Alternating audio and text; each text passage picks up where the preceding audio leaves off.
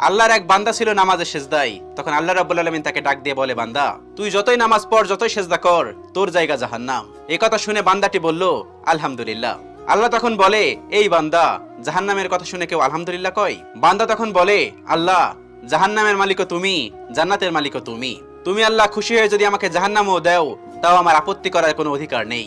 আল্লাহ তখন বলেন, বান্দা, জাহান্নামে গেলে তুই পুড়ে যাবি, তোর খুব কষ্ট হবে। বান্দা তখন বলতেছে, আল্লাহ, কষ্ট শুধু আমার হবে না, তোমারও হবে। আল্লাহ তখন বলতেছে, বান্দা, তুই পুড়বি জাহান্নামের আগুনে, আমার কষ্ট হবে কেন? বান্দা তখন বলে, আল্লাহ, কোনো মায়ের কোল থেকে যদি কোনো বাচ্চা পানিতে পড়ে যায়, তাহলে কোনো মাই দূরে দাঁড়িয়ে থাকতে পারে না, দৌড়ে গিয়ে বাচ্চাকে কোলে নেয়। আমার বিশ্বাস, ওই মায়ের চেয়ে কোটি কোটি গুণ দয়া তোমার বেশি। আমাকে জাহান্নাম দিলে তুমিও আল্লাহ শান্তি পাবে না। আল্লাহ তখন বলে, বান্দা, এই দলিল তুই কই পাইলি? বান্দা তখন বলে, আল্লাহ, আমাদের জাতির পিতা ইব্রাহিম আলাইহিস সালাম তোমার প্রেম মুখে নিয়ে যখন নমরুদের আগুনে পড়ে গেল, তার আগেই তুমি বলে দিলে